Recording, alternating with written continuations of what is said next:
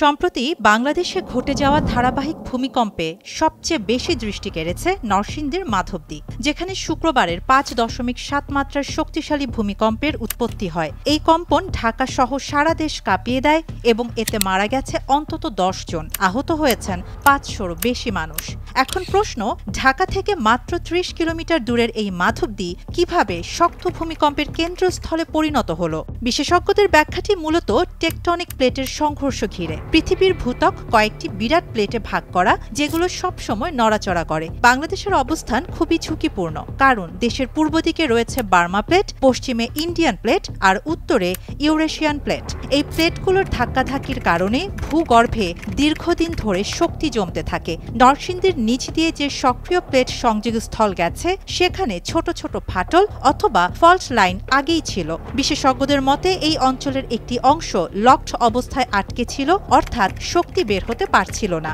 ঢাকা বিশ্ববিদ্যালয়ের সাবেক অধ্যাপক সৈয়দ হুমায়ুন আক্তার বলছেন, শুক্রবার যে ভূমিকম্পটি হলো সেটি এই শক্তি আটকে থাকার জায়গার এক ক্ষুদ্র অংশ হঠাৎ খুলে যাওয়ার ফলাফল। অর্থাৎ বড় একটি প্লেট বাউন্ডারির সামান্য অংশ ফেটে গিয়ে জমে থাকা শক্তি বেরিয়ে এসেছে। তার ভাষায় এটি সতর্ক সংকেত, কারণ এখন শক্তি বের হওয়া আরও সহজ হয়ে গেছে। ফলে সামনে বড় কম্পন হওয়ার সম্ভাবনা উড়িয়ে দেওয়া যায় না। এখনকার ভূমিকম্পকে আরও গুরুত্বপূর্ণ করছে ইতিহাস। গবেষণায় দেখা গেছে এই এলাকায় ৮০০ বছর ধরে শক্তি জমে আছে, যা ৮.২ থেকে ৯ মাত্রার ভূমিকম্প ঘটানোর জন্য পর্যাপ্ত।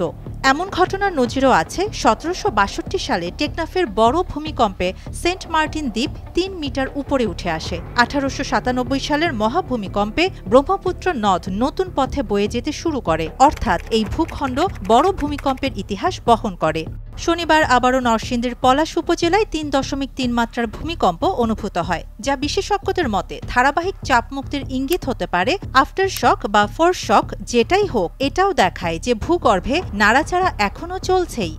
সবচেয়ে চিন্তার বিষয়, যে কোনো বড় ভূমিকম্প হলে সবচেয়ে বেশি ক্ষতির ঝুঁকি ঢাকায়, কারণ ভবনগুলো অনেক জায়গায় নরম মাটিতে। বহু ভবন বানানো হয়েছে নিয়ম না মেনে, আর শহরটি অতি ঘনবসতিপূর্ণ। তাই বড় কম্পন এলে ঢাকার ক্ষয়ক্ষতির মাত্রা হতে পারে ভয়াবহ। সামনে বড় ভূমিকম্প আসবে কিনা তা নিশ্চিত বলা না গেলেও ইতিহাস ও বিজ্ঞান দুটোই ইঙ্গিত দিচ্ছে যে সতর্কতা এখনই জরুরি। বিশেষজ্ঞরা বলছেন, ঢাকার ভবনগুলো তৎক্ষণাৎ মূল্যায়ন করতে হবে, নিয়ম না মেনে নির্মিত স্থাপনাগুলোতে দ্রুত ব্যবস্থা নিতে হবে, নইলে ছোট কম্পন দিয়ে শুরু হওয়া এই সতর্ক সংকেত একসময় বড় বিপর্যয়ের রূপ নিতে পারে। শাহানা জাহান, নয়াদিগন্ত।